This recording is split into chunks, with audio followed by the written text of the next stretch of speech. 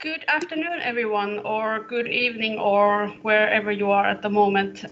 You are warmly welcome to our event discussing and presenting the final results of the project ReSit, Situational Picture of Volunteerism for Societal Resilience in the Baltic Sea Region. My name is Taina Hanhikoski and I work at the Finnish National Rescue Association, SPEC, and I will be your moderator for this next 2 hours. And I must say, we had this very excellent final event planned with great stuff on the works, but due to the obvious reasons, we now have to be in a virtual world where we meet on the web. And this also means that we are not able to, for example, cater to your needs. So I hope you have reserved something very good and delicious and refreshing for yourself for the next 2 hours. We have quite a tight schedule, so before we head into that, just a few housekeeping rules. On your screen, you see a chat where we hope that you actively comment and ask questions about the topics and use it throughout the seminar. And also, this event will be recorded. And the recording will be available on SPEC's YouTube channel in a few days' time. And firstly, when we go to the program, I would just like to firstly say thanks to our project partners who have been doing this work with us.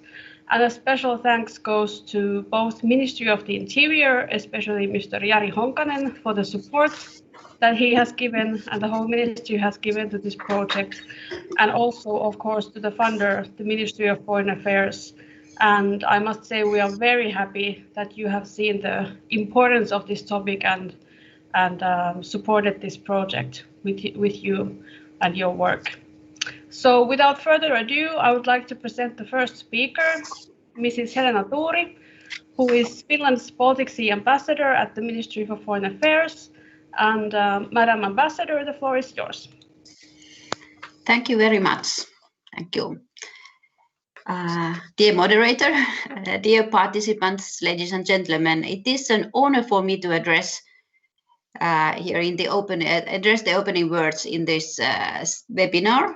And as was just said, this is, I think I got the honor because Ministry of Foreign Affairs has funded this project, which has then now created knowledge base of the present situation as well recommendations for future.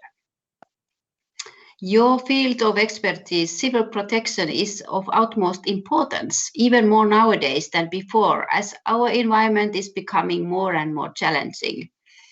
It's also obvious that authorities really cannot function on their own, but that active civil society organizations and volunteers are needed to support them.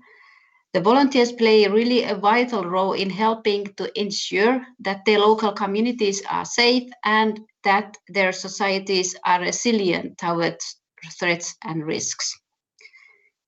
All this is easier said than done. Engaging volunteers and engaging the work and organizing the cooperation between authorities and volunteers. It's really complicated, to say the least.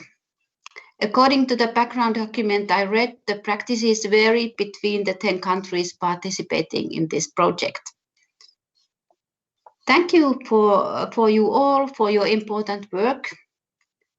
And I really wish you a very interesting and fruitful webinar. Thank you.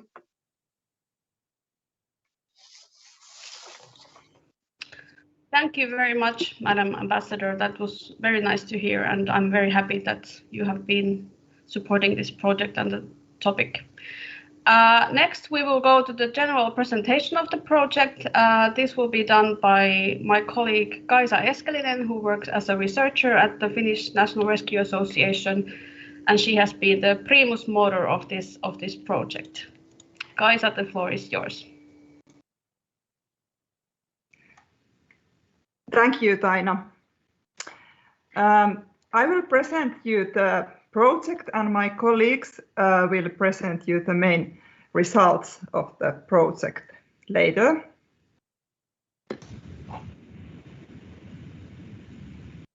The aim and the background of the project ReSit. Our aim is to create a knowledge base and recommendations to develop cooperation among the authorities, volunteer organizations and citizens in the field of civil protection in the Baltic Sea region. The project was inspired by the recommendations of the Directors General for Civil Protection in the Baltic Sea region. And there are, for example, these aims of increasing the involvement of the local authorities and civil society organizations and building a common societal security culture. The project partners and funder. As said, the project was directed by the Ministry of Interior of Finland and funded by the Ministry of Foreign Affairs of Finland. Thank you very much for that possibility to do this very interesting project. Project is carried out by the Finnish National Rescue Association in cooperation with the Danish Civil Protection League, Frederiksborg Fire and Rescue Service and Liepaja Municipal Police and Union of the Baltic Cities. The situational picture of volunteerism concerns 10 countries: Denmark, Finland, Norway, Sweden, Estonia, Latvia, Lithuania, Poland, Germany, and Russia. Russia was in a more minor role, but anyway, some basic information was gathered also concerning Russia. The questions we have under inquiry were volunteers in the legislation. Are they recognized by the authorities in different countries? What are the volunteer tasks? How comprehensively volunteers are included in the guidelines and contingency plans of the authorities, the cooperation structures for volunteers and the authorities, as well as coordination of volunteers. Then we also looked at the themes of availability of training, joint trainings with authorities, the question of funding, how comprehensively spontaneous volunteers are involved in cooperation, questions of insurances, international cooperation, and the biggest challenges involving volunteers. The target group or the data, information searches, email questionnaire given to the security officers of the Civil Protection Network and Steering Group, we are secure.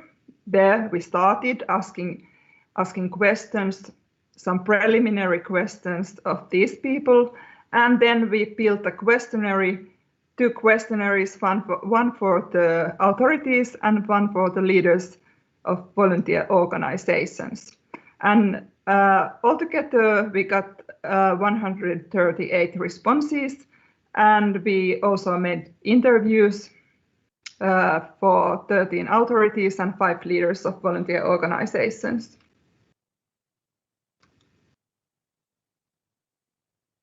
Here you see the respondents of the questionnaires. So there are respondents from every country that we were interested in, and they are in quite nice relation to the population of these countries. Here you see some, before I give my next to the next speaker the speech, I would like to show 2 pictures of these basic results. You see here that the cooperation is done with quite many different kind of organizations, mainly volunteer fire brigades and Red Cross, but also many other civil protection organizations. Here you see the volunteer tasks. They are manifold. Volunteers give their contribution to the very wide range of tasks. Of course, most usual being rescue tasks and firefighting. But here we see that the contribution of volunteers is very manifold. Thank you very much. Thank you very much, Kaisa. It has been indeed very interesting to see these results and the types of themes that are included in the volunteerism, and also the tasks that they perform in, which are very, very different and manifold, like you said.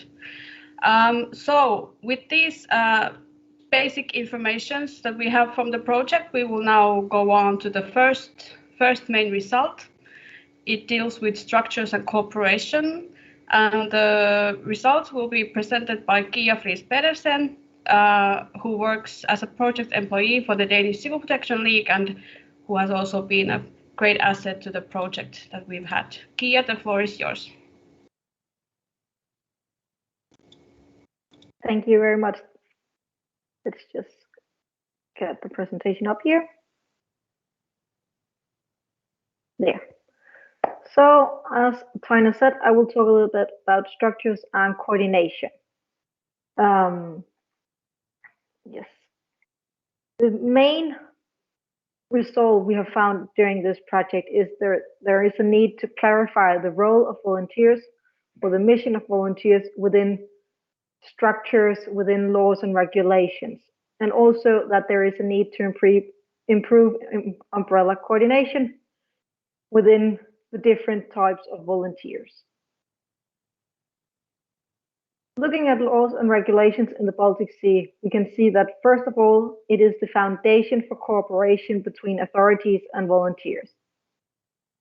It is the laws or the legal support that give the volunteers the right to actually participate in these tasks, which are typically under the jurisdiction of authorities. But also it is important in this part that with the volunteers giving the opportunity to participate, that the responsibility is not removed from the authorities, as it is still their responsibility to handle tasks during a crisis. What we can see, what we found out during the project is that there is legal support or some type of encouragement in all of the countries.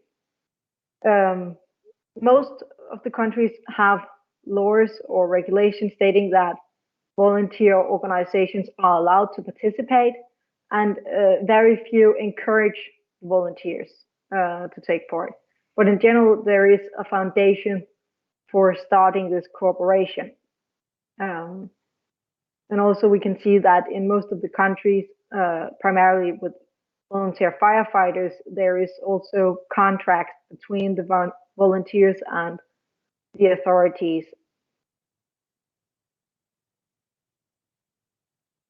Then there is on a little bit of lower level, more on the local or regional basis, we need plans and operational procedures. These are the local basis for coordination of responses when situations occur.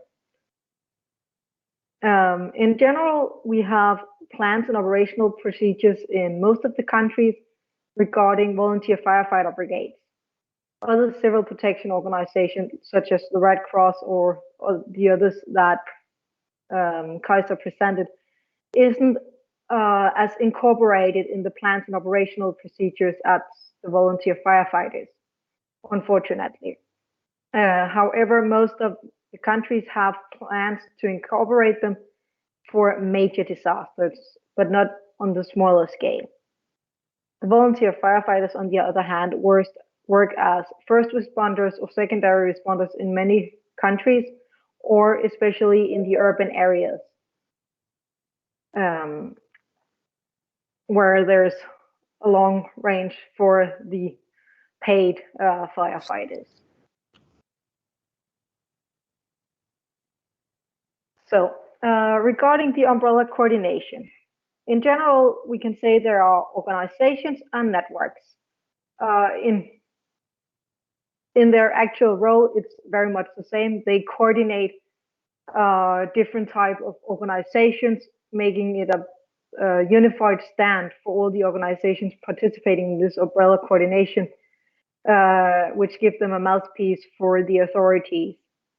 What we have found out during the project is that there are two types of umbrella coordination. There is coordination for the firefighters, and then there's coordination for other civil protection organizations. And in almost all of the countries, we have one of these, but in many, it's only one of them and not both, especially for firefighters. The other civil protection organizations is just not as common in the plans and therefore not in their organization. So what can we do to improve this? The recommendations we have for improving the structures and coordination is partly in three things. It's communication. Communication is key to everything in this. We need the actors to talk to each other, actually, to know who they are, to start the cooperation and to start the coordination, to figure out which resources are available and which resources do they need.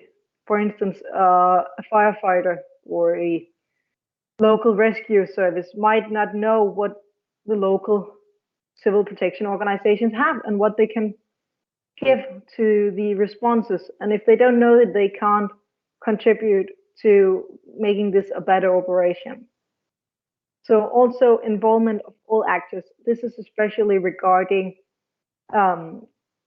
the structures, the laws and regulations. It is important to involve all actors so the volunteers are part of writing what their role is for these responses.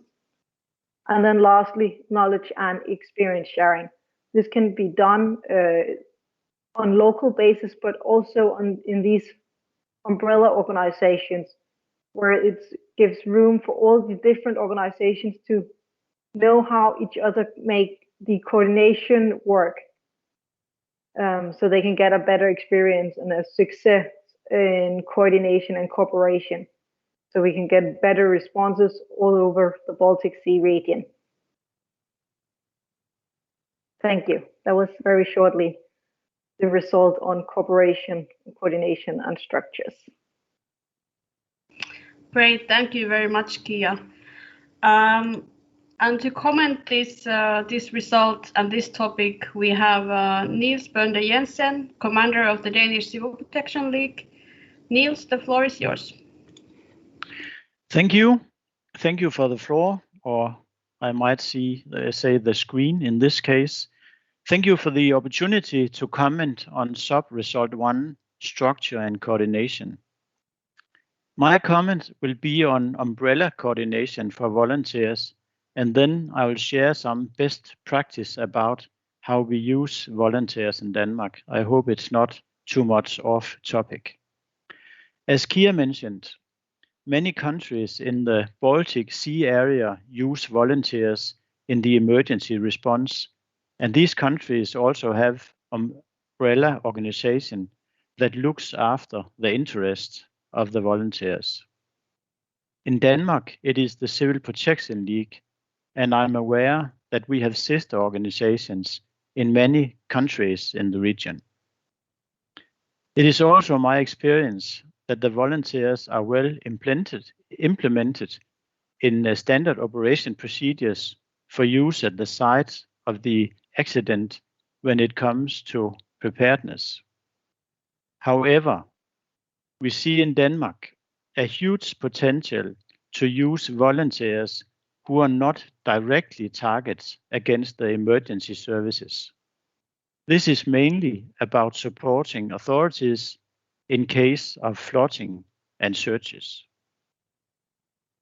In the area where I live, emergency service have used volunteers from local high schools in connection with flooding. They helped filling sandbags and helped set up other measures to prevent house from being flooded. I have also seen police use civilian dogs in search task. Years ago, I had a rescue dog on my own. The dog was requested for a search operation on the west coast where a fisherman was missing. We have also seen mountain bike clubs that have helped the police in search tasks where a mountain biker had disappeared in a forest.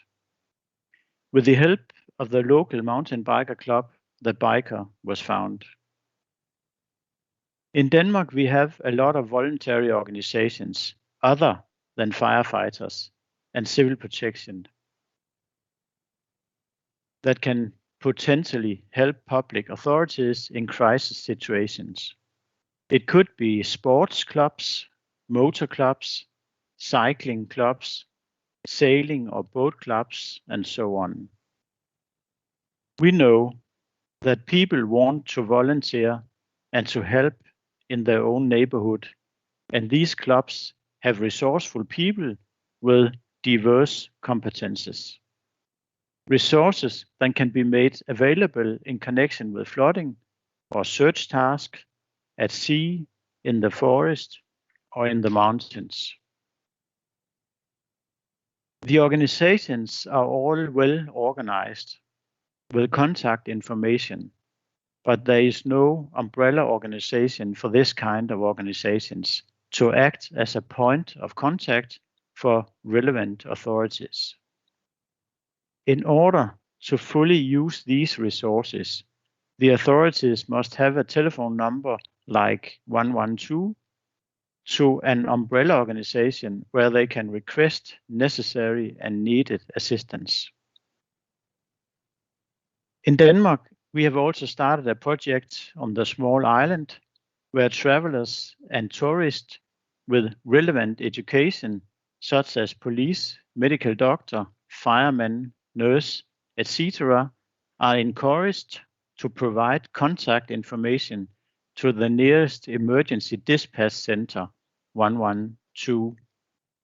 They will then be contacted if an incident occurs on the island where additional assistance is required.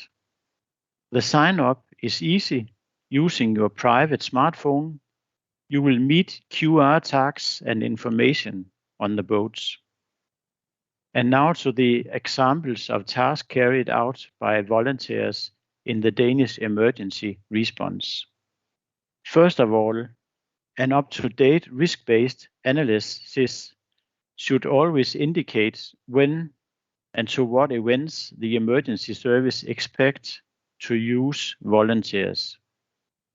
We use volunteers in climate-related events such as flooding, storms, etc.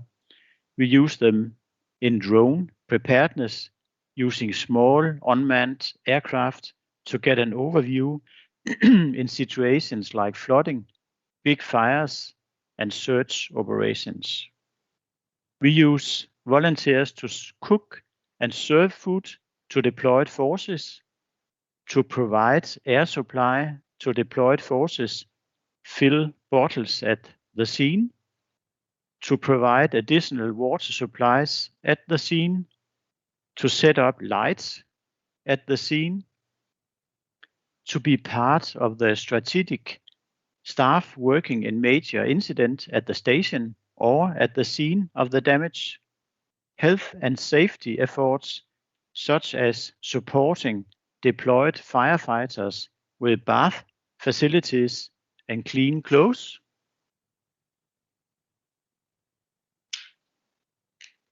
We use volunteers for boat preparedness as guards on the scene after the deployed firefighters have left the scene, as psychological preparedness, as winter preparedness for home care, drivers in difficult conditions.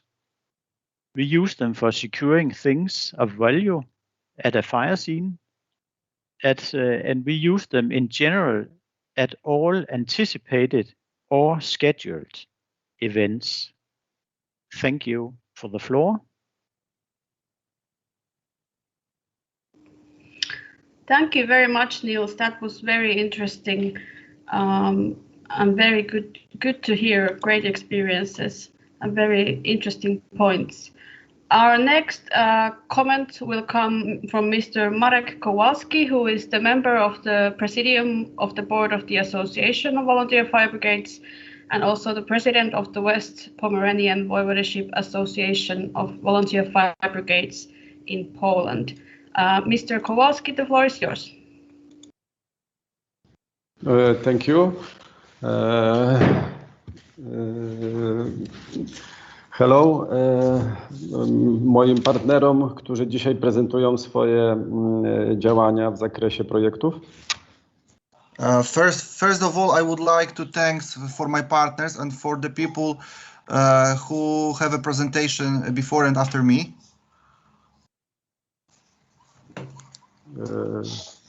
Ja również chcę dopowiedzieć, że jestem koordynatorem projektu i działaczem Ochotniczych Straży Pożarnych, ale byłem przez 40 lat zawodowym strażakiem. I would like to say that I am the coordinator of the project, which is realizing by the Council of the Baltic Sea States Secretary, and I would like also to say that I am a volunteer fire brigades, and I am, as the lady said, I am the member of the board of the Polish Voluntary Fire Brigade and also the president of the West Pomeranian Volunteer Fire.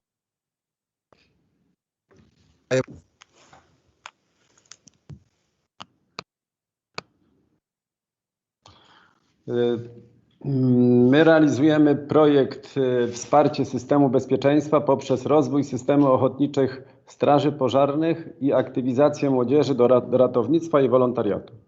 We are realizing the project, the support of the safety system through the development of the volunteer fire brigade system, activation of the young people and rescue and volunteering. Po wejściu Polski do Unii w 2004 roku my bardzo blisko identyfikujemy się z basenem Morza Bałtyckiego. Yes, when the Poland comes to the European Union in 2004, we are closer with the Baltic Sea State Secretary. I również przez wiele lat w układzie transgranicznym realizowaliśmy wspólne projekty na wschodzie i na zachodzie Polski, czyli z byłymi krajami Związku Radzieckiego, jak i Niemcami. And from a long time ago, we are realizing a lot of projects, especially with the east part of the Europe, the countries after the Soviet Union.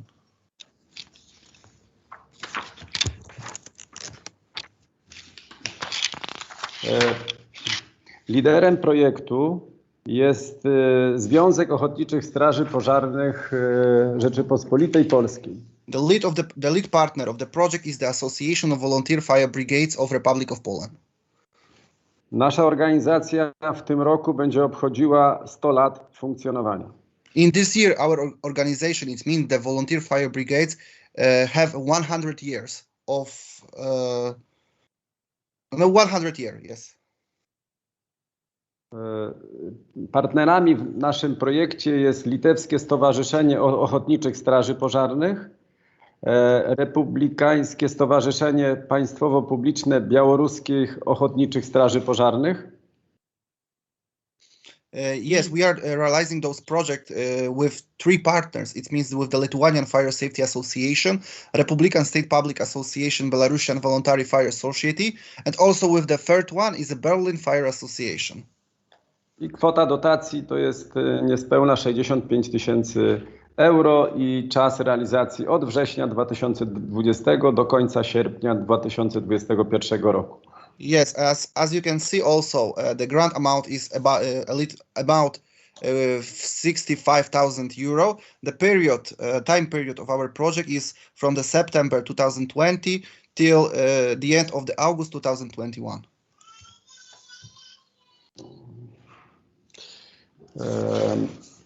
I w naszym opisie projektu chcemy jakby stworzyć modelowe jednostki OSP i w celu zapewnienia bezpieczeństwa publicznego kraju. The main idea of our project is to create the first volunteer fire brigades in Lithuania and also in the Belarus. My jako w naszym kraju my mamy bardzo nowoczesny, zbudowany no i funkcjonujący już ponad 30 lat, bardzo nowoczesny system ratowniczy, bardzo zintegrowany z Ochotniczą Strażą Pożarną. In our country, there is of course there is working the state fire service, but mostly important is the volunteer fire brigades. More than 30 years they are cooperated together in the one national rescue system in Poland. Filozofia naszego systemu jest taka, że osoba potrzebująca pomocy nie musi rozróżniać koloru mundurów, czy zawodowy, czy ochotniczy strażak. So the philosophy of our idea is that somebody, if they need the help, they shouldn't recognize the difference between the clothes of the firefighter. It means that we have the same clothes, the same color, like the state fire service. I my to realizujemy w obszarze szkolenia, wyposażenia i organizacji. Yes, we have almost the standards of the educational system, the organizational system also. So we are almost the same like the state fire service in Poland. Nasze organizacje wolontariatu również pracują w zakresie pozyskiwania młodzieży do jednostek ochotniczych straży pożarnych i są bardzo mocno zintegrowane z samorządem lokalnym. So the main idea also of volunteer fire brigades in Poland is to involve to the volunteer fire brigades the young people and also to cooperate with the local authorities. Naszym głównym celem jednostek jest stworzenie możliwości usługi ratowniczej, czyli wyjazdu, bycia przy zdarzeniu do 15 minut. I obowiązuje to jednostki w systemie, czyli ochotniczej i zawodowej. Yeah, the main idea in Polish rescue system is to give the necessary need to the people in maximum time of 15 minutes. So it is the most important thing in our national rescue system. Dzisiaj ten parametr możemy mówić, że realizujemy w 90%. Today, almost the 90% of the Poland is in this meaning in this idea of 15 minutes. My, zanim przystąpiliśmy do tego projektu, wiemy również, że na Litwie i w Białorusi jest w porównaniu do statystyk europejskich śmiertelność w pożarach jest na 100 000 mieszkańców około 6 osób. Before we came into this to the realizing of this project, we see the statistics. That means that there is a huge number of dead people in Belarus and Lithuania after the fire. About 6. How many? Jak dużo, panie generale? 6 person. About the 6 person, yes. A w Polsce i w Europie to jest 1,2. The statistics show in Europe that the same statistic that in Europe is 1.2. I my chcemy tutaj wspólnie z naszymi partnerami z Niemiec to doświadczenie naszym partnerom w projekcie z Litwy i z Białorusi przekazać. We want to show or give with our partners from the Germany to share the experience of organizational as well as the training and education of the volunteer fire brigades members to those countries.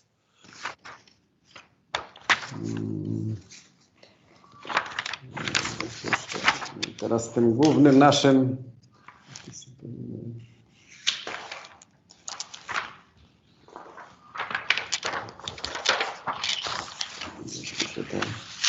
tutaj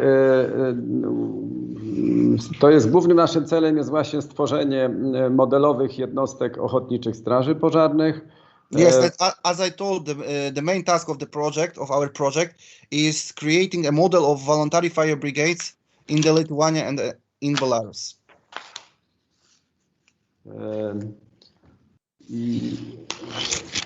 Dobrze, to chyba już tak coś jeszcze tutaj. And also, as you can see on the down, the main important thing of our project is also to involve into the project the young people. So it is also mostly attractive, especially for our project and especially for the volunteers fire brigades. It shows also in Poland that our historical situation, that mostly everything depends on the young people, because it is very important that people who are living in the small district, in the small area, they have a possibilities to do sometimes more than for example sitting to the computer or something like that. So that was the main idea. Yes, Mr. Kowalski. No. And here you can see our activities of our project on this picture. There is the it's been the organization of a model of VFB. It was the first activities. The second one, study visit at the VFB in Poland, creating a model VFB unit in beneficiary countries, training for the members of a young fire teams, and evaluation and project summary. Can you please wrap up the presentation? Thank you. Panie generale, czy coś jeszcze chciałby pan powiedzieć? Okay, I think I think also that it is the end. I don't know where Mr. Kowalski is now.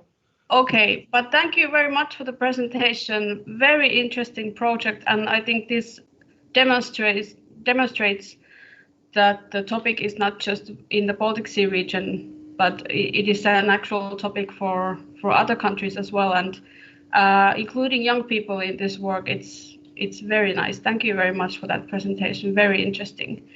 As time flies, I suggest we go to the second result, which concerns recruiting and motivating volunteers. And the results will be presented by Mr. Kaspar Svarbins, who is the Deputy Chief of Liepaja Municipal Police and the Chairman of the Union of Baltic Cities Safe Cities Commission. Kaspar, the floor is yours. Thank you, Taina, and hello everybody. Hello, ladies and gentlemen. So I will just share my screen at first, and let's begin. So I will present to you about our questionnaire about the results for recruiting and motivating the volunteers. And it's interesting that we'll a little bit come together with the previous presentation about the Polish volunteers project and rural areas and the youth involvement in volunteers activities. So yes, so looking at the Baltic Sea region and some of the results of our questionnaire, main indications of the importance of recruiting was that nearly all of the volunteer organizations and half of the authorities recruit volunteers. And the difficulties in recruiting are very common. So, for example, 7 out of 10 volunteer organizations and half of the authorities reported about difficulties in recruiting volunteers. So the respondents describing the biggest challenges increasing volunteer involvement in their country. So the main 5 themes were identified that are very likely connected to difficulties in recruiting and motivating of volunteers.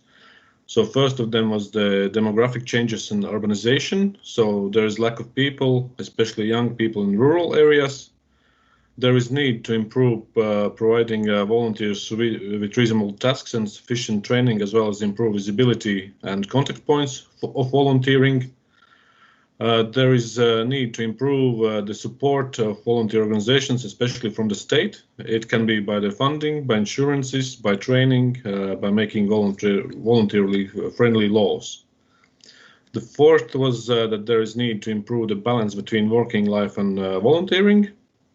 And last, that there should be need to improve supportive culture for volunteering. Looking for the concrete examples from the countries, you can see that, for example, in Denmark, one of the organizations said that the volunteer category is regarding recruiting new and motivating the old volunteers. So it is an important point that there is need to recruit new volunteers, but at the same time, the experienced volunteers should not be forgotten. So it is important to motivate them as well. In Sweden, one of the points highlighted was that there should be also more knowledge for potential volunteers of contact points and activities for volunteers between disasters to keep them motivated. So logically, it is necessary to plan activities and tasks through the whole time, not only activate the volunteers during the crisis. In Latvia, it was highlighted that one other opinion was that the biggest challenge is to motivate volunteers to participate in civil protection. So not only firefighting, but civil protection tasks need the involvement of the volunteers. In Estonia, one of the highlighted points was that it could be support for the volunteers to be able to interact with foreign partners. It would also have a motivating effect. So increase of motivation could be achieved through giving the possibility of international cooperation for the volunteers. In Lithuania, one of the points was the main concerns of the volunteer organizations were about motivation, so lack of trainings and lack of common system for all non-governmental organizations. So by providing trainings and having well-organized system, the motivation of the volunteers could improve. And in Poland, one of the points was some of the volunteers mentioned that the volunteers themselves spend money either directly on equipment or funding or in the form of lost earnings from their jobs, and this is not exactly a motivation. So the motivation and recruitment possibilities can decrease if the volunteers have to fund their volunteer organization in addition to their volunteering activities. So they give their job and as well at the end their money.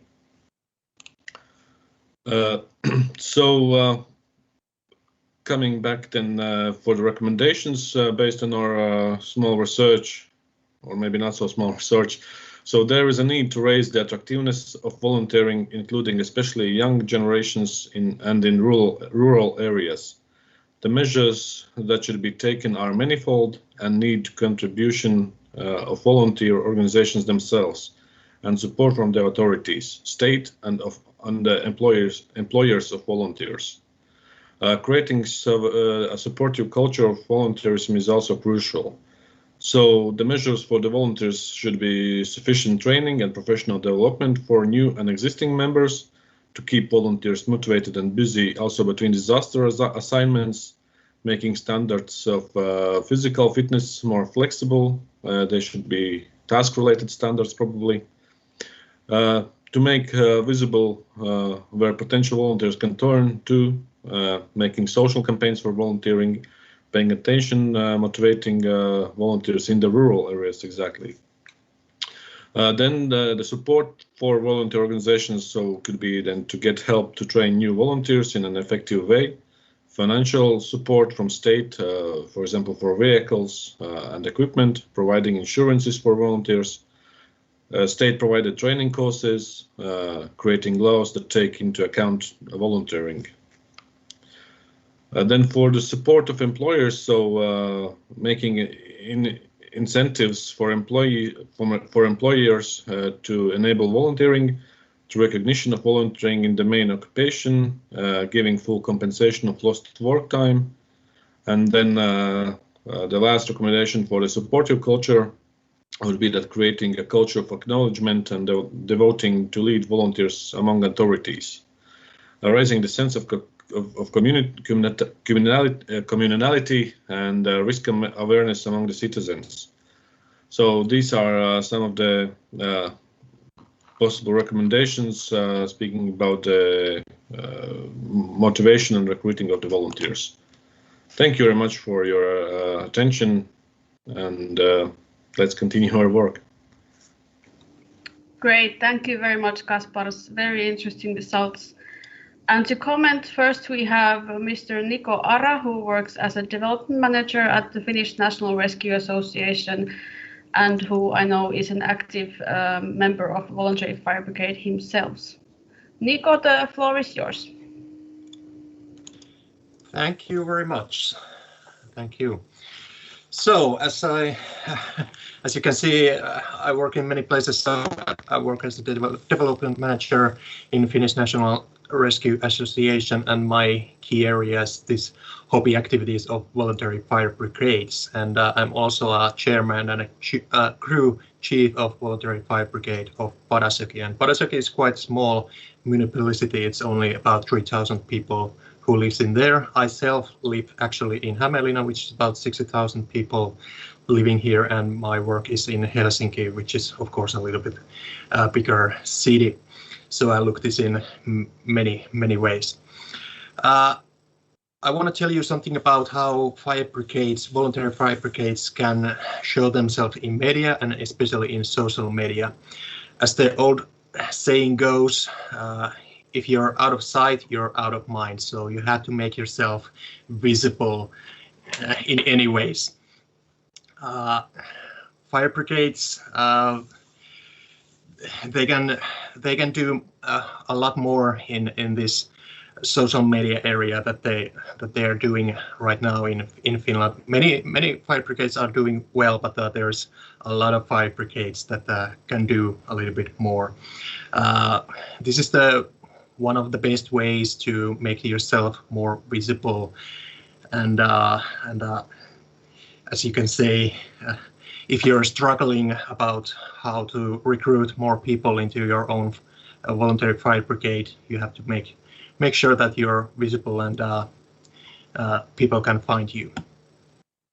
So if Google can find you, no one can basically. So if you want to make yourself visible, it's have to be people easy to find you. Make sure that your homepage is up to date and the contact infos are up to date, and people who are searching you can find you and contact you from there.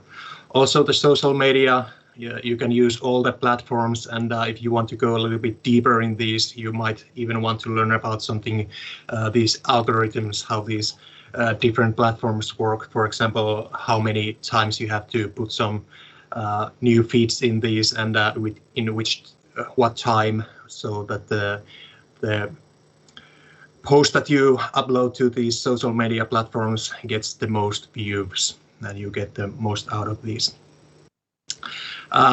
This is the one way to give responsibilities also to your members in your voluntary fire brigade. For example, if you're struggling with that the people are a little bit tired of waiting just the disasters or just the calls for these alarms, this is one way to give some more responsibilities to other members and find a way to get more visibility. For example, if you give one member tasks to make YouTube videos and one member tasked to make some Instagram posts and things like that. If you want to, again, go a little bit deeper, you can start creating a brand of your voluntary fire brigade, for example, as I have made in Padasjoen voluntary fire brigade, and we have these hashtag Padasjoen VPK and hashtag Asema44 and hashtag Padas River, which comes from the Padasjoki saying.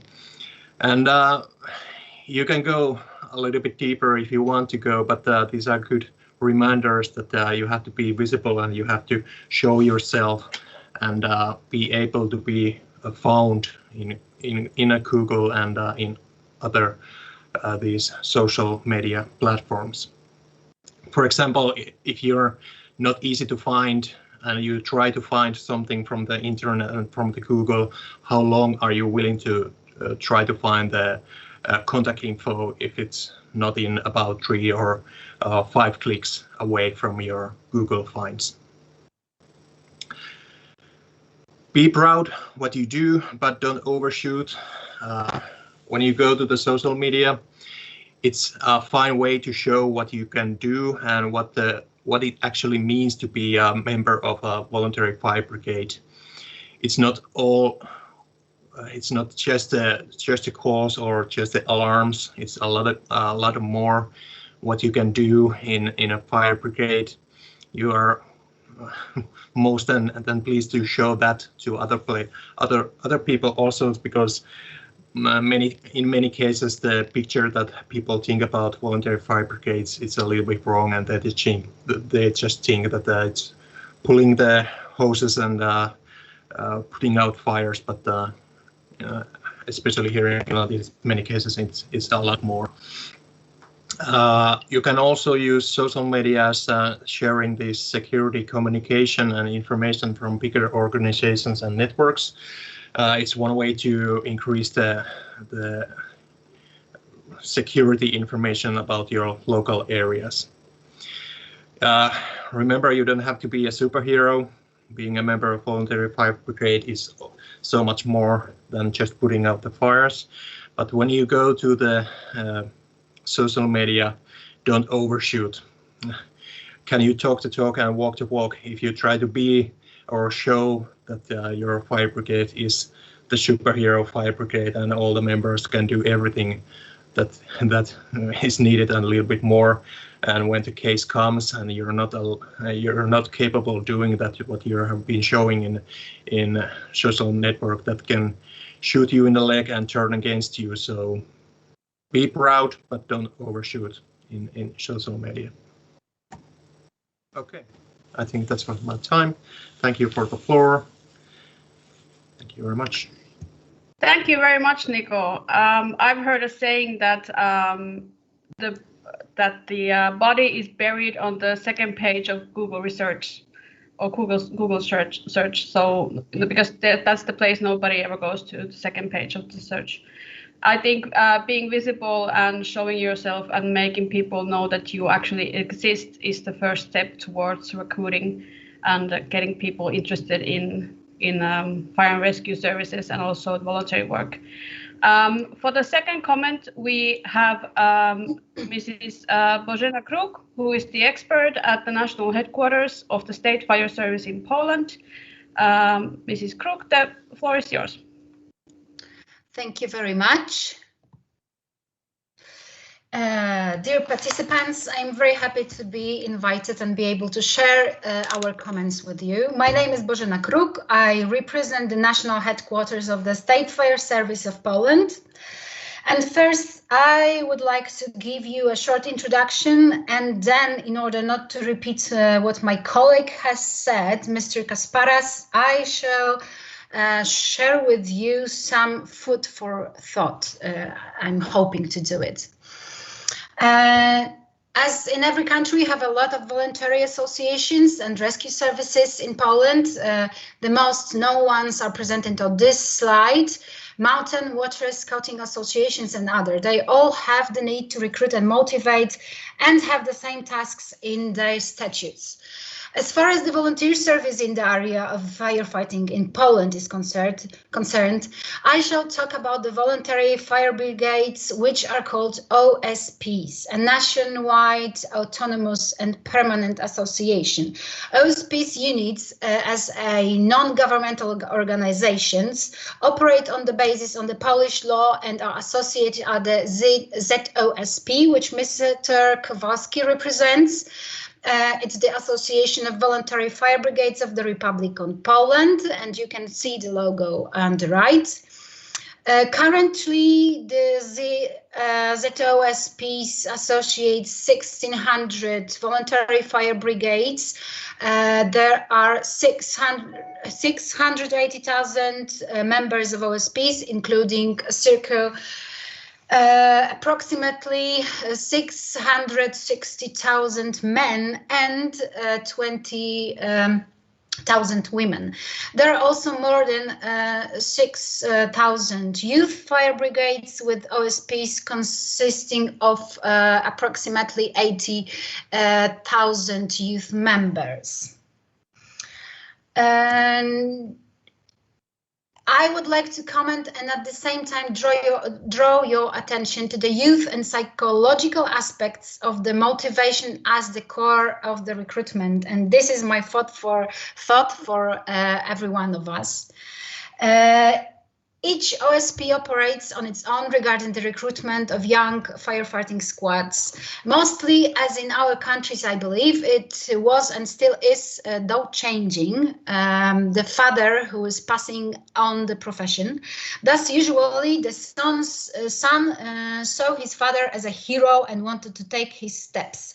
He would go to his work with him and be raised seeing passion for helping others, tell his colleagues at school of his father's profession, be proud, hang out with the guys at the firefighting station, On the weekends, playing, helping to clean and mend things. People were close to each other. People were productive and did not expect any money for their help. Time has changed, the technology came, the millennials came, the Generation Z came, as well as we who tend to give our children more than in previous decades, and we are also easy with them. And it takes its toll. Although volunteers are not only the youth, but I strongly believe that is the, one slide. It is the youth who is the future.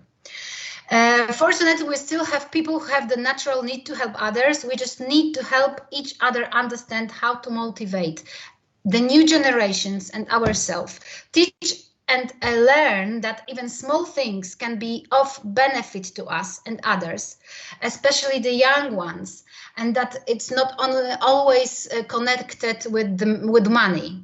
We should nurture the concept of heroes and keep building the firefighters' authority and high trust in them, remembering that the most important currency is time devoted to each person. The future is youth, and we need to learn how to get to the new generation. Regarding the recruitment, we see that there is a need for a leader, a motivator, a mentor with open mind who shall help to promote, organize events, teach how to deal with the new generation and give ideas. There are OSPs who do well and know that it takes time to recruit new firefighters, and that they need to keep the youth interested and occupied. But there are places which need some help. Some units completely neglect recruitment, which results in lack of volunteers. In order to have a successful recruitment, it would be good to start with preparing an appropriate form of recruitment, including a detailed recruitment plan. All ideas and rules should be included in it, and the activities are being performed need to be performed regularly in cooperation and support with all the OSPs. We need to keep people occupied, broaden their horizons, be active and cooperate in all fields, sometimes showing path. A few ideas to be done regularly and the role of the leader. It should be a mentor who gives support, encourages, empowers, educates, shows strengths of the very individual. Helps to deal with personal issues sometimes, shows how to cooperate, has a positive and passionate approach. Be the role model to follow, because I believe that children today need this kind of person.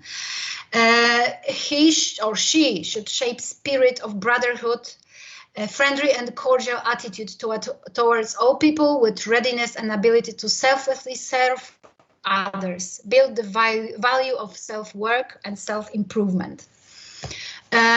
He or she should teach that a simple reward can also be a reward, that the feeling of being needed is a reward, and as well as being able to fix things and helping others gives a rewarding feeling. He should keep people occupied and keep the morale high. And also he should work in the trainer mode, so other people could follow him. Other activities which should be organized, but in a regular way, and should have support and be done in cooperation. So I said that the mentor is the most important thing. And the places where the organization should be visible is social media, of course, as our colleague said, and he talked us through all the aspects and how it should be done. Mentors and OSPs should be active at schools. give demonstrations, presentations, invite to firefighting OSP's locations. It all happens now, but it should be organized and be done regularly.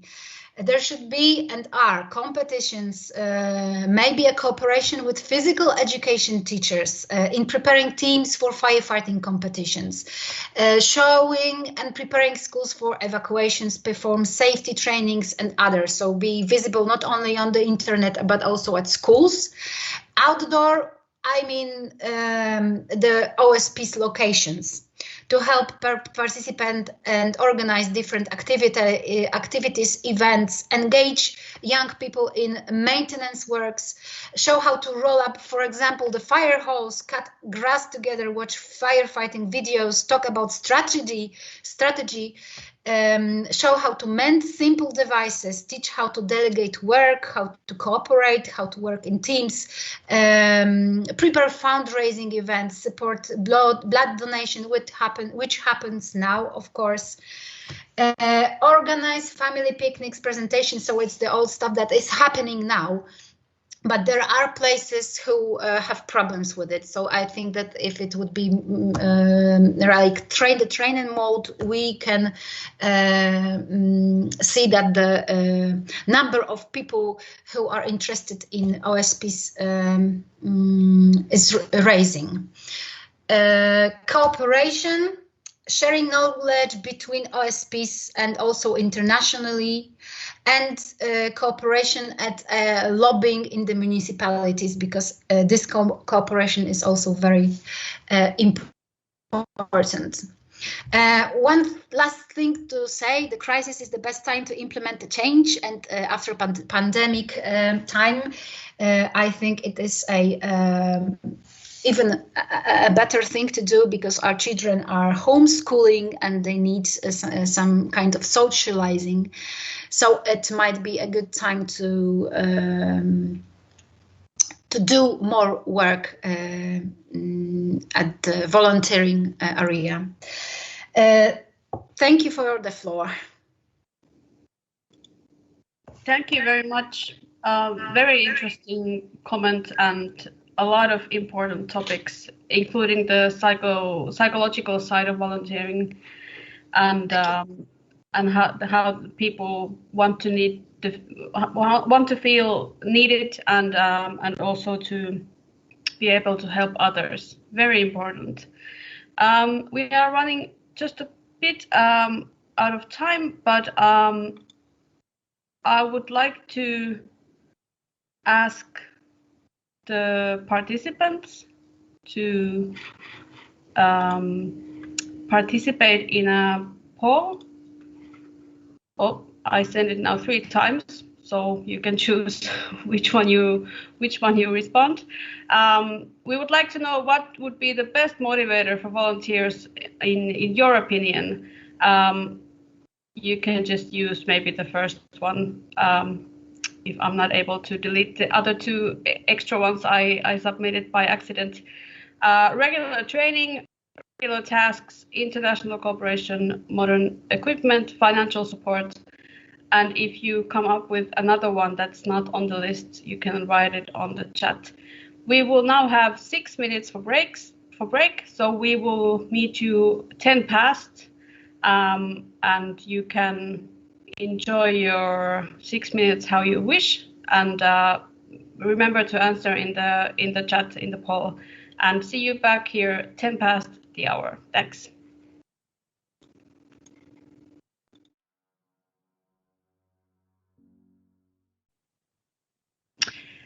Welcome back. I hope you had a refreshing break, whatever you were doing.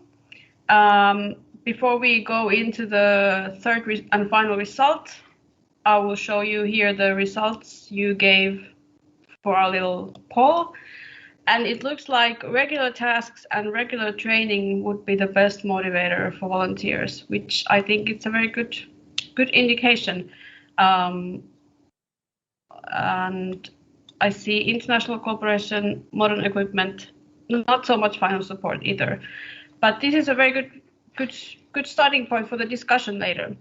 And now we will move on to the third result, which will be represented by Jesper Markussen, who is a fire officer in Frederiksborg Fire Rescue Services in Denmark, and the result is about international cooperation. So Jesper, the floor is yours. Thank you very much.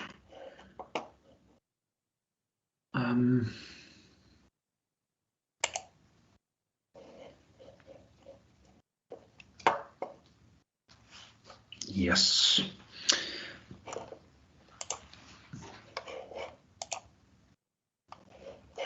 Just a second. So, international cooperation. I have three minor subjects and a recommendation. For this subject, I'm going to talk a little bit about the features of international cooperation, the task, the challenges, and finally our recommendations for this. I said it was some small subjects. One of the things about this international cooperation is that most of it is common for among the countries participating in this research. The most common features of this is that we can see a pattern where volunteers are not involved in a systematic way in the cooperation, and actually it's most for the authorities and mostly in the planning tasks. If we take a short look here at the task, the rescue task and search and rescue is common. Planning activities in case of cross-border disasters and firefighting, and the rescue task and USAR task is among the volunteers. We can see that it's mostly among the countries that assist other countries during, for instance, natural disasters. The firefighting, actually we can see that the majority of volunteers answering this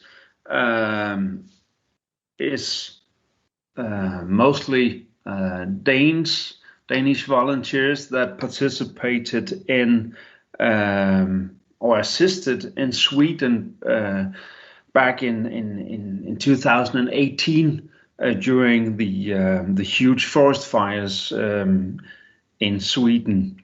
The planning activities is most common among the authorities.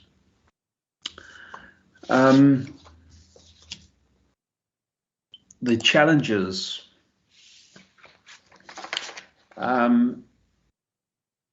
It's much more common among the authorities. International cooperation is most often regulated in national laws and regulations, and is therefore more or less a matter for the authorities. So there's a huge lack for volunteers participating in international cooperation, and therefore we recommend this. During the studies, we can see a willingness to form an international forum among the volunteers and the authorities to talk about international cooperation, and therefore we recommend to provide some sufficient training among the volunteers. One of the common things here is that motivation is very important for volunteers, and this effort here can contribute to expand the motivations among volunteers, especially in times with low activity. for instance, in the gap between incidents or interventions as well. So as I started to say, there's not so much input here. So that was all from me.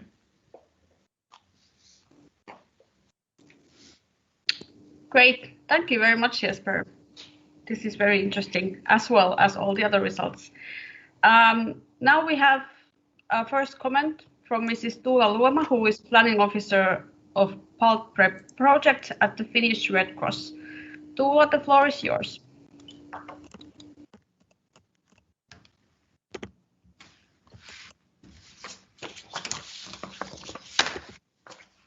Okay.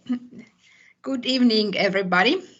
So I'm telling a little about our Baltic project, and it's a way to respond also this kind of questions about the training of the volunteers and work as in a way that this response could be as effective as possible.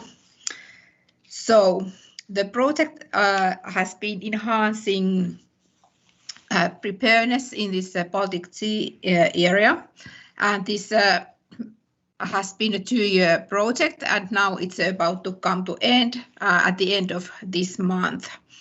And in this consortium, we have had 7 members from Finnish, Danish, German, Estonian, Latvian, Lithuanian, and Polish Red Cross. Also, there have been participants from the Swedish and Russian Red Cross as well.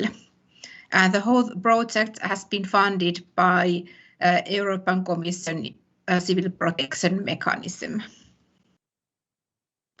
Then we have 2 main objectives. The first objective has been to improve quality and interoperability of Red Cross regional response capacity for major accidents. So it has been in that way Red Cross internal objective to improve our work. The second objective has been to strengthen collaboration between Red Cross national societies and civil protection authorities in the Baltic Sea region. And this objective has been more like a cooperation and working together with authorities. And then we have had 4 expected results from this those objectives, and those results are after this project that we have better understanding of existing response capacities and assets around Baltic Sea region. And then we have a strong cooperation with civil protection authorities and Red Cross national societies. And we have more trained staff and volunteers, and we have also a stronger sub-regional collaboration framework that will ensure sustainability. So the rest of my presentation, I will show a couple of photos for you. All these photos are from 2019. We have regional disaster response team training in our training center in Nynäs near Heinola here in Finland. So the first result or working package was that the focus was in this psychosocial support training. And in this project, we did minimum standards for training in psychosocial support.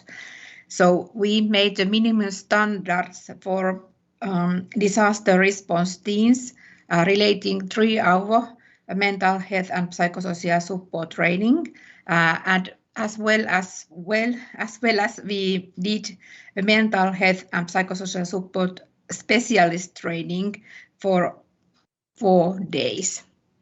So those are for psychosocial support. Then we did the first preparedness plan for the Baltic Sea region. And we also had a tabletop exercise. It was online. First, it was meant to be in Lithuania, but because of this COVID situation, it was online. And I have to say that it worked very well. So one recommendation is that if this situation continues, also tabletop exercise can be organized online, and they are very effective.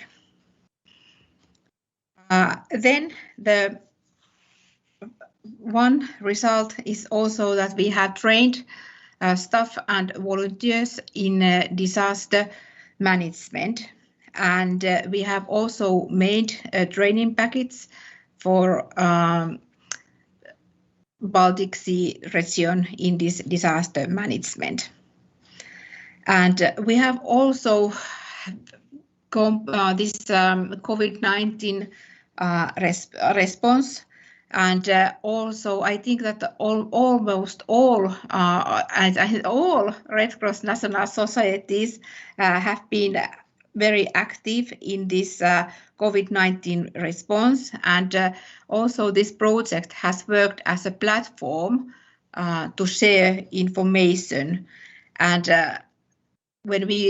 after this project, this technical working group will continue, and we continue sharing information and knowledge about this response we are doing.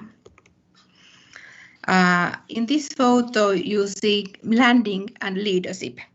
So for effective response, I think this domestic preparedness is the key for also internal response. Often this shows when you have a strong domestic preparedness, it's a good platform for building resilience also for society, and also for the recovery phase, because usually this kind of emergency response is quite often very quickly going over, but recovery pace will take many years. So effective response, it is well coordinated, it's timely, and it's based on need assessment. And when we talk about the coordination, it means that there is preparedness plans, there are agreements on local, national, and international level. Then there are laws, for example, international disaster laws, which are important baseline and guidance in international operations, as well as Red Cross have own regulations, all guidelines, for example, principles and rules in humanitarian assistance. And always they said two coins has always two sides. And in that I mean that, for example, if something happens in Finland and we request assistance, for example, from Sweden, it means that for Swedish Red Cross, it's an international operation, but for us, it is a domestic. Thank you. Thank you very much, Tuula. Very nice presentation. And the next comment will be given by Mr. Jari Honkanen, who is a senior specialist at the Ministry of Interior, Finland. Jari, the floor is yours. Thank you, Taina. And good evening around the Baltic Sea region.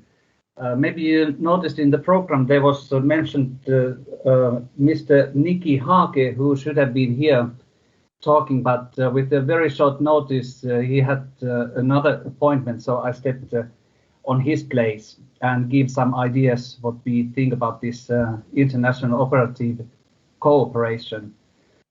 Is it better now? Okay, thank you. Thank you. It was great to see that so many of the interviewed volunteers and authorities were so positive to this international operative cooperation. And I was very glad to see that this project did not just concentrate on firefighting, but on the wide range of voluntary organizations that we have around the Baltic Sea. I would say that the national voluntary activities are the solid base for all other forms of cooperation. Just like Tula previously mentioned, this base needs to be strong and consisting of all the time education, training, and especially training with different actors and authorities. But it's also important to understand the international context, the different cultures, written and unwritten laws of doing things, and a clear understanding of special character of the international environment and of the already existing cooperation models. Of course, this topic, how to work internationally as a volunteer, is quite a new question, and the work to find out possibilities for cooperation, it only begins in our Baltic Sea region cooperation. And this project, I think, it gives important facts of the situation and needs that need to be developed further. Whatever organization will build, it should be based on the domestic needs. And then, when required, the assets could be used also abroad. Working in domestic environment with the domestic authorities and other actors, keep the capabilities and skills updated, and prepare volunteers for possible operations abroad. But all that need to be tested in real cases at home before going abroad, because it will be much more challenging than operating in a familiar environment. There are already lots of organizations who are engaged internationally. It could be one of the options to collect experiences of these organizations. What kind of possibilities and options there could be if cooperating together with them. Just to mention previous Red Cross associations and, for example, World Wildlife, etc. There are plenty of great variety of different organizations working already across the borders. We must remember that the operative work in abroad is not just helping, nursing, and searching or building, etc. This is the visible part of the operation, but it is based on the establishments, agreements, and many years preparation work. And the help that is given abroad to those locals must meet the local structures who will receive the support. Therefore, I would encourage to collect experiences of these organizations who already are linked internationally or do cross-border cooperation, and maybe to find possibilities through and with them for developing international cooperation.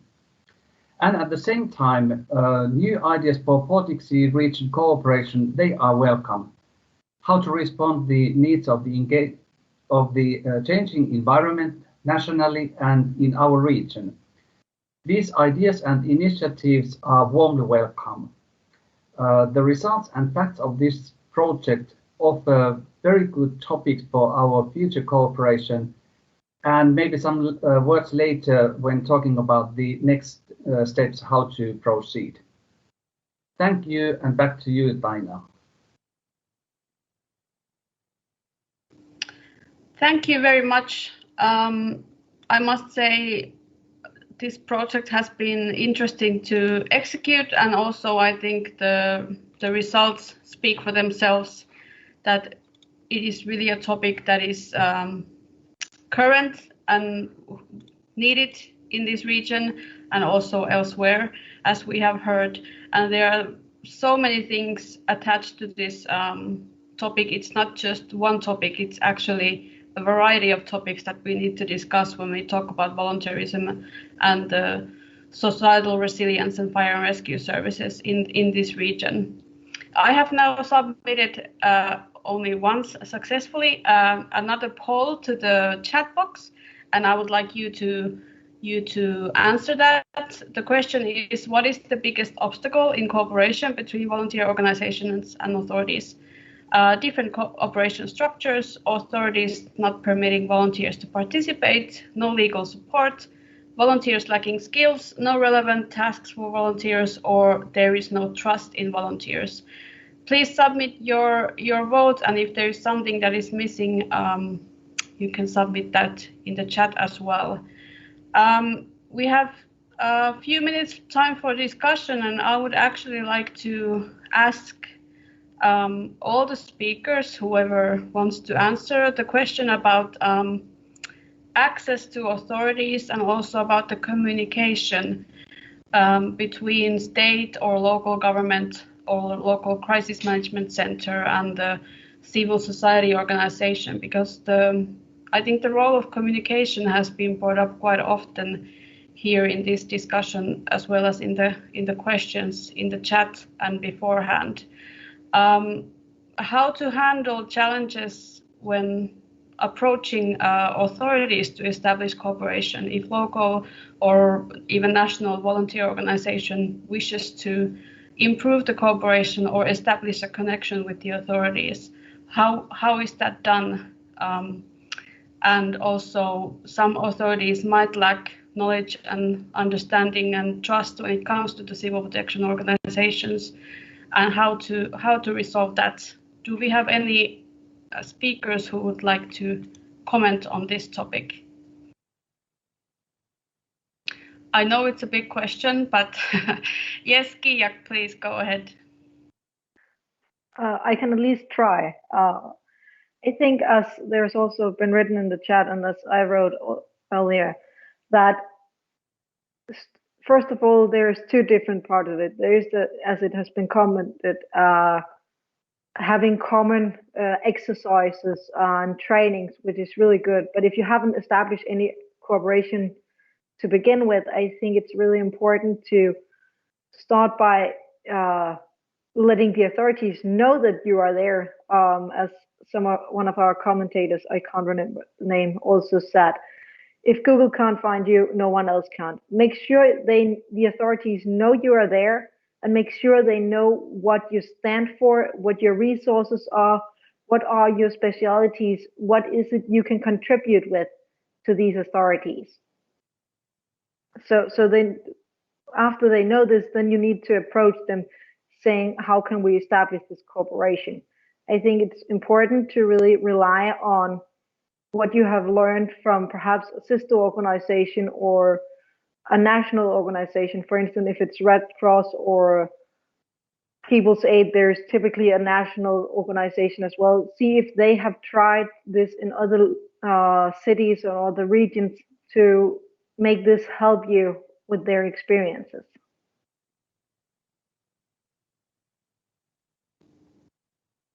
Very good answer. Is this something that can be dealt with at the local level, or is this like a national issue as well?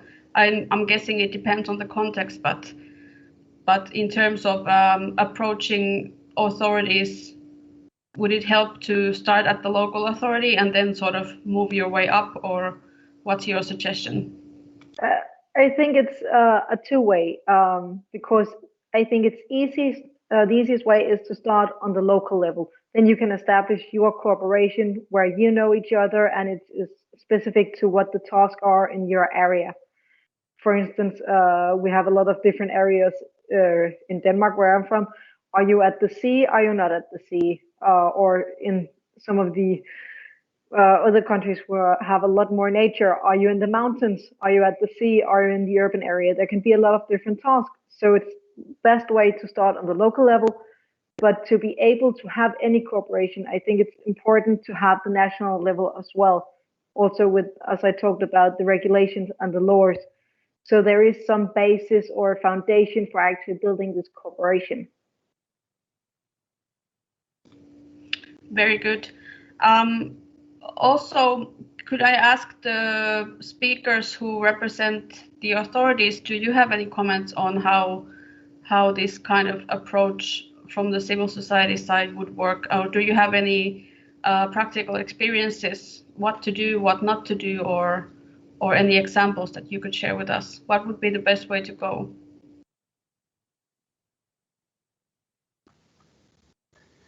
Yeah, actually, I was prepared to use those words and topics in my last or ideas for the next steps, but I'm sorry for stealing your topics. That's okay. The topic is and I think it must be repeated many times.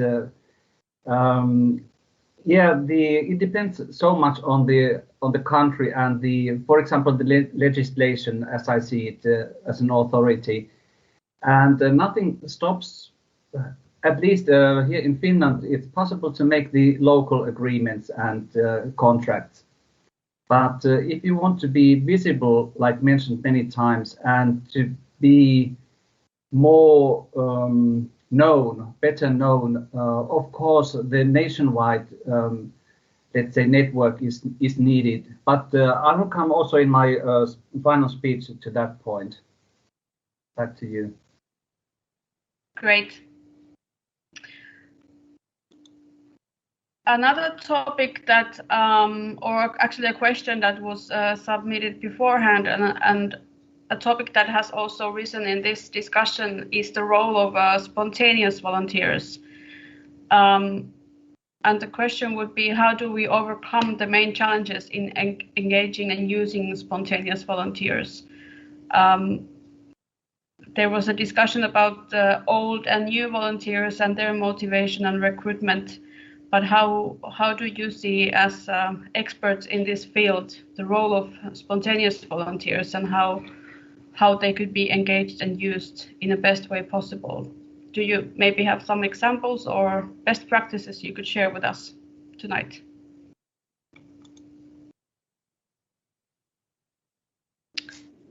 Yes, Kaspars. Yes, I can share. We had a few years ago one sad situation when one small boy went missing, and there were a lot of spontaneous volunteers who wanted to help for the searching jobs. And the problem was that we were not ready for that. Not our institution, not other institutions. Of course, there's international Latvian organization who is working with the search tasks, but there were a lot of locals, like from our city, who wanted to take part, and yeah, we were not ready for that, and then it went a little bit berserk because they wanted to do a lot of things kind of in good deed, but at the end the outcome maybe was not so good.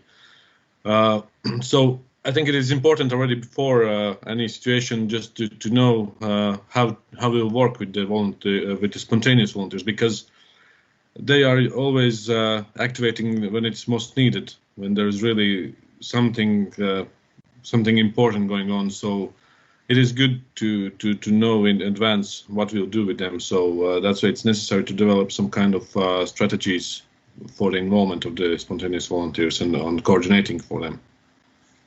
So that's maybe the main outcome for that, and yeah. Yes, so preparing for it in advance and not when it actually happens and when they are needed. That is true. Exactly. And I think the example you mentioned, that's very, very topical, and a lot of people would want to help. And again, we come to the psychological point of wanting to feel like they are needed and they are able to help others. And that probably drives the spontaneous volunteers the most. Jari, did you have a comment for this? Yes, actually, when we talk about spontaneous, any one of us could be in the situation that we have to help somebody. If that is spontaneous or not, but that situation might being spontaneous is maybe that the person wants to go without that he or herself is directly connected with that case. From the point of view of authorities, I would see this a little bit problematic, because if we give some restricted authority rights for volunteers, then we expect that this work is done.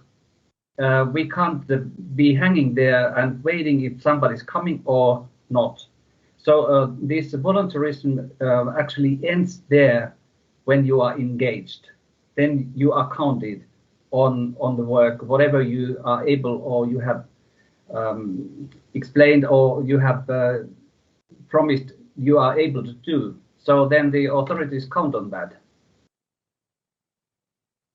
And then maybe what Kaspar said, when there are more volunteers spontaneously coming, maybe the authority or the local voluntary organizations should have these plans beforehand, how to handle what kind of tasks they can give, easy tasks that don't need some special skills, or maybe they ask if somebody is a doctor or whatever, or knows how to give first aid and so on.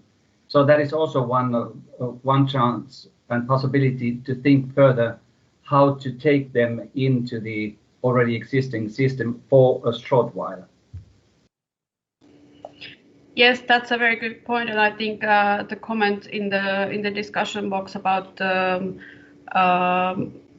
scouts in Poland, I think that is a good example that these voluntary organizations are also useful for both spontaneous volunteers and authorities, in that they can guide the people where they are needed the most, and the authorities don't need to train themselves and use time on that. Yes, Kia, go ahead. Thank you. This is mostly a comment on the other volunteers, if you can say, not spontaneous. But I think one thing I really thought about was the thing Basena Krog mentioned. The most important currency for the individual person is time. So whenever a person show up, whether it's affiliated, organized volunteers or spontaneous, we really need to be grateful for their doings and their time, because it is for everyone, especially now we have found out during the coronavirus, so important what time we have.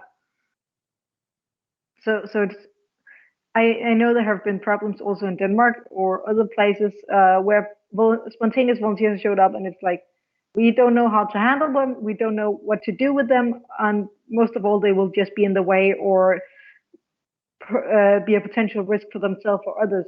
But it's important, no matter what, to appreciate them showing up and appreciating them spending their time in this. Thank you. Exactly, very good point. And it's important to, like you said, respect the time, and also it could be that if they feel that they are not needed, they might not come again if they get the feeling that things are under control and their contribution isn't needed, and then they might not show up next time when they are actually needed. We have some results for our poll. Biggest obstacle in cooperation between the volunteer organizations and authorities would be authorities not permitting volunteers. Now I have to read the whole text. Authorities not permitting volunteers to participate. I think, which is a very good sign, is that there are no votes for volunteers no relevant tasks for volunteers, which means that if I interpret the responses correctly, everybody thinks there are relevant tasks for volunteers existing, and that is not the obstacle for cooperation. Would be great to continue the discussion, but as time is flying,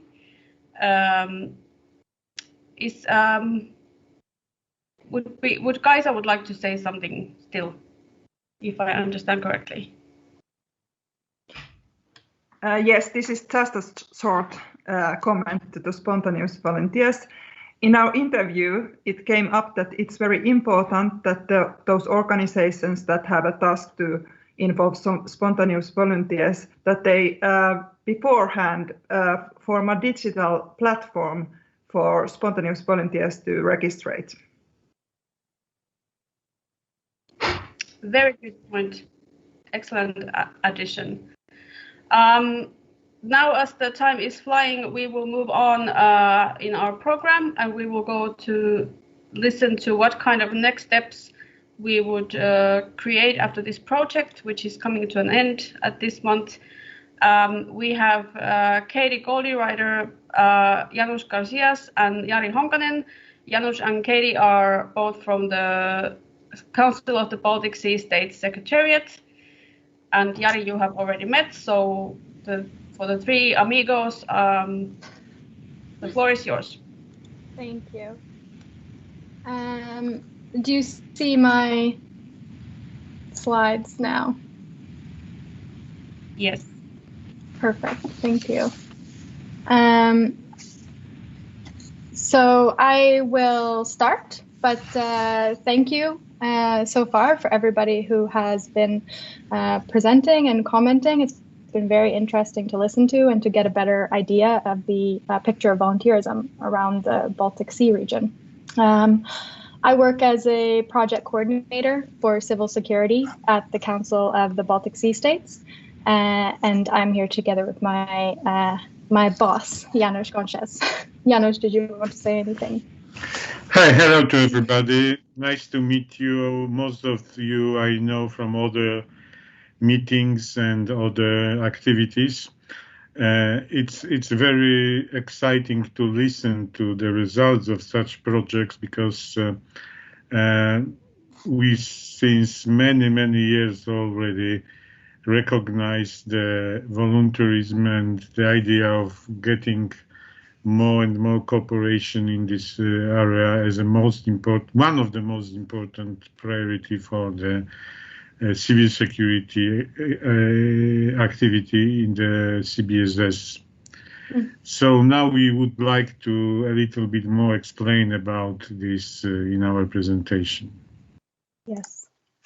So I'm sure that many of you are familiar with the Council of the Baltic Sea States, but for those of you who aren't, we are an intergovernmental organization. We are made up of the foreign ministers of the 11 Baltic Sea states, plus the representative from the EU. And the member states preside over the council on a yearly rotating basis. So right now we actually have the Lithuanian presidency, and then next will come Norway. And the work within the council is guided by these three long-term priorities: regional identity, sustainable and prosperous region, and then safe and secure region. And we work under safe and secure region. And we refer to our team as the civil security team. And on the civil security team, we have these two hats, depending on the constellation and how we are going to work.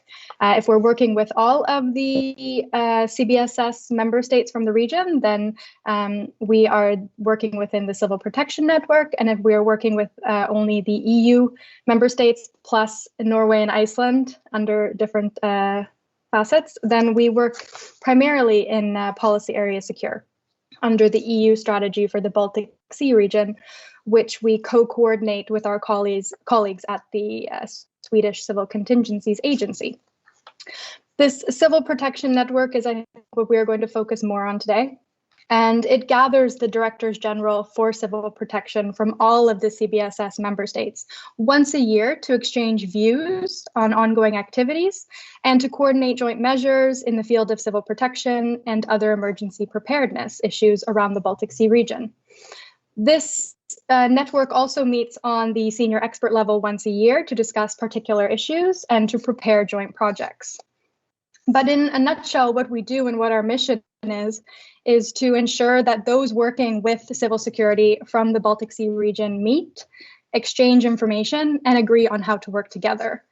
And our goal is really to build trust and long-term working relationships and to create a network for those working with civil security around the Baltic Sea region. So in response to the results of the ReSit project, we have drafted a concept note that takes these results and suggests a way forward. And this concept note outlines the developments to support improving capabilities in volunteerism in emergency and disaster management through international cooperation and presents recommendations and next steps. And just as a little bit of a background for some of you who may not know, this cooperation has been ongoing dating back to 2017.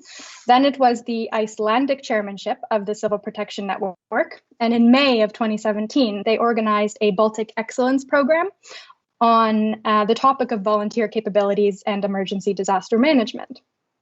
Then later that same year in 2017, SPEC actually presented to our policy area secure steering group on volunteerism in firefighting and rescue operations and the possibilities to extend the cooperation in exploring ways of strengthening the role of volunteers and their contribution to building resilient societies.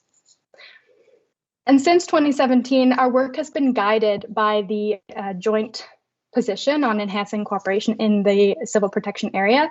This is our strategic document that outlines all of the activities that we are involved in. And priority 4 of this joint position specifically supports the coordination on joint preparedness between the professional and volunteer organizations in civil protection around the Baltic Sea. And what's important from this priority 4, it endorses strong partnership between professional civil protection agencies, local governments, and civil society organizations to create a solid foundation for societal security in the Baltic Sea region. And also important to note is that this priority is coordinated by our members Finland under the supervision of SPEC, and also the Union of the Baltic Cities Safe Cities Commission.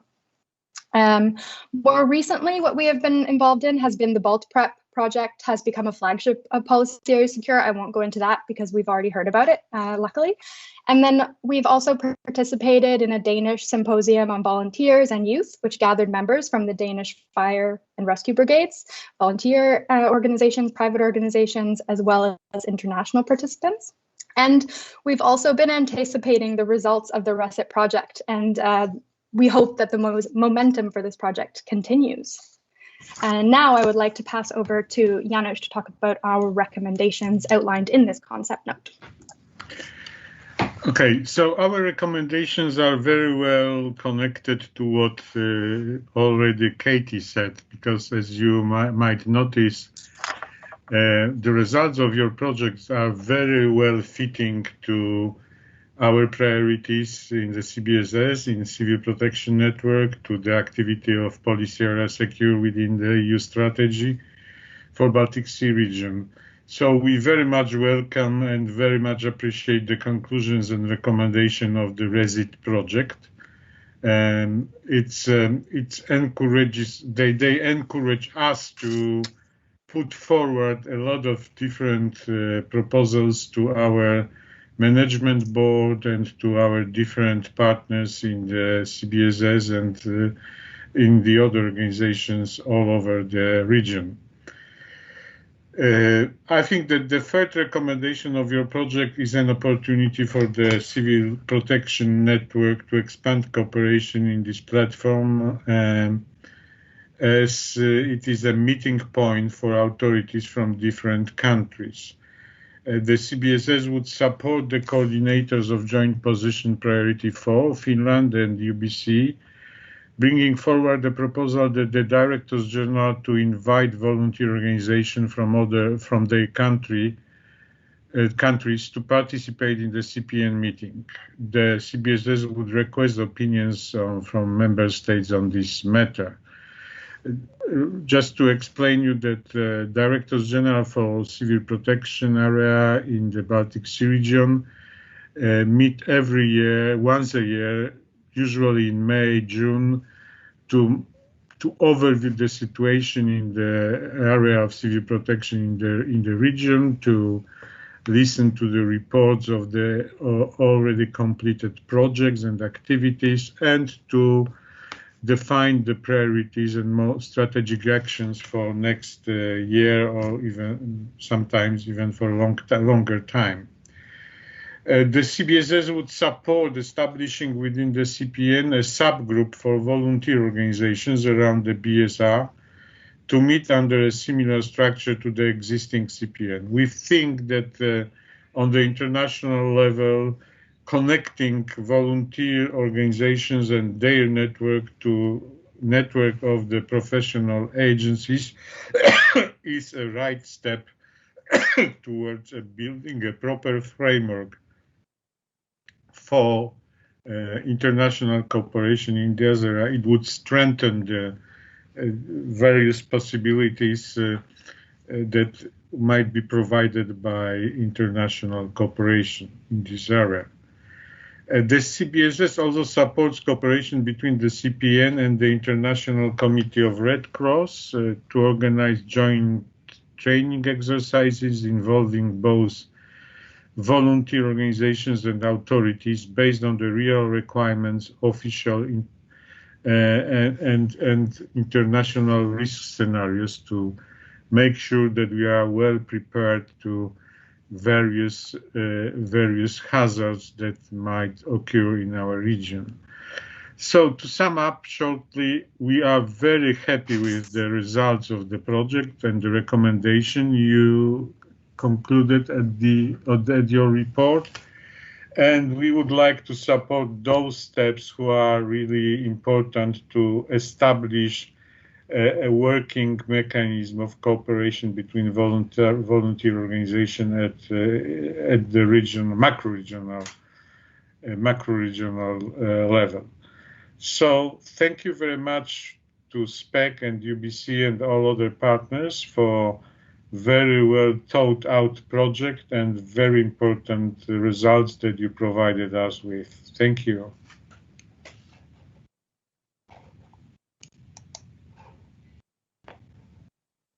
Taina, back to you. Yes, thank you very much. Jari, you have the floor. Yes, thank you. Now my question is, I'm watching the time, and there's 1 minute time. How do you want me to proceed? Is it I can take only the next steps, or then the presentation that I prepared? I am willing to go a few minutes over the time for your presentation. Yeah, thank you. The following ideas for the next steps, they can be very different, of course, depending on the role of the voluntary organizations in each of our countries, and on the course, of course, the goals where you want to develop the voluntary movement in your country, and with whom in cooperation. And since the role and status of the volunteers in our countries can vary significantly, it is good to make sure that we understand the basic things in the same way, and we talk the same language. And by voluntarism, I mean here the activities that are altruistic and based on person's own will. Activities are open for everyone. It is focused on people outside of volunteers' own family, and it is not financially beneficial. Organizations' activities are structured, and they can take place on local, regional, and country level. The cooperation and collaboration with authorities is based on mutual understanding, and there is a need for collaboration which is recognized on both sides. And for this work, there are guidelines, at least on national strategies. Is mentioned a joint position document and in the European Union strategy for Baltic Sea region.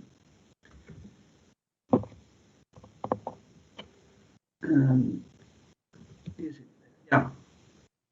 Before we can even think of organized cooperation between the parties, volunteers and authorities, there have to be a strong connection.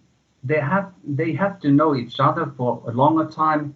It is not enough that some volunteer comes to authorities saying, hey, we have a group of volunteers and some good guys and we want to help you authorities, and show us just where to go, and we start doing.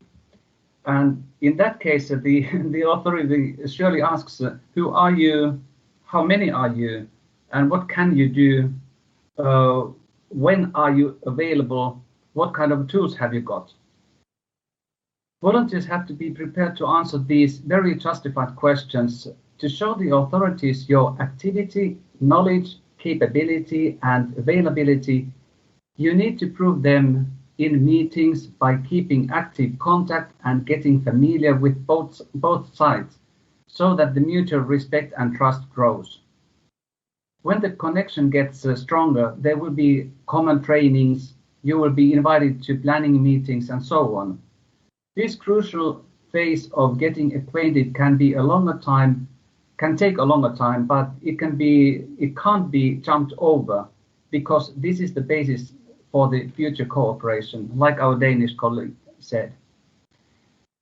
Knowing each other builds understanding how the volunteers can support authorities. The offered support gets a form where the support can be used for supporting the authorities, so that they can focus themselves on the mandated tasks given by the legislation.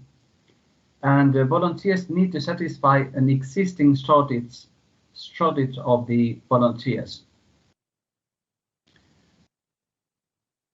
Sorry, one step too much.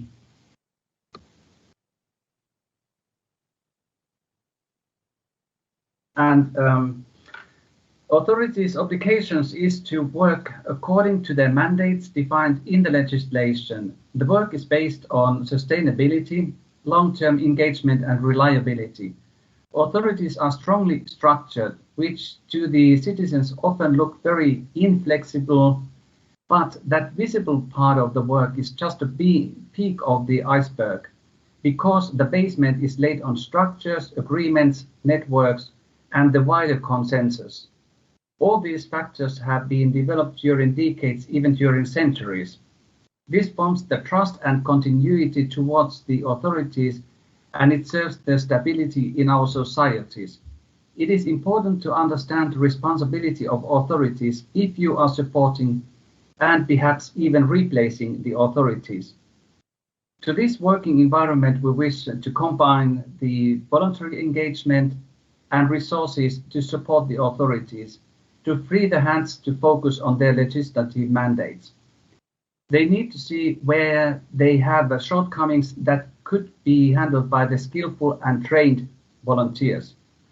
Authorities also want to know that the volunteers are truly engaged in their tasks, so that they use their own people in tasks that they can be handled only by the authorities. Same way as the authorities expect reliability from the volunteers, do the volunteers expect that the authorities are committed in volunteers? The trust grows through knowing each other. When the trust is there, it is needed to define the activities and cooperation into form of rules that are accepted by both sides. Rules and agreements are needed on all action levels.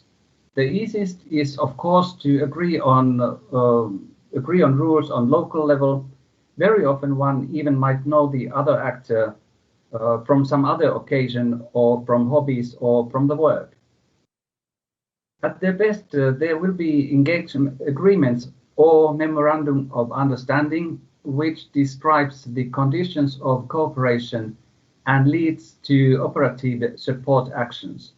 And the agreements should contain skill requirements, common training and educations involving the volunteers right in the beginning of any planning phase, availability of the volunteers including agreement with the employers, alarming systems, tasks that the volunteers can do in different situations and what they can't do or are not allowed to do. And then some possible next steps, and this, when I think back to the presentations before, I see that there are, it's like a box of Pandora you can open with these ideas what can be done as next on different levels, nationally, regionally, and then what we can do through the steering committee, and then what you can do already who are participating in this consortium.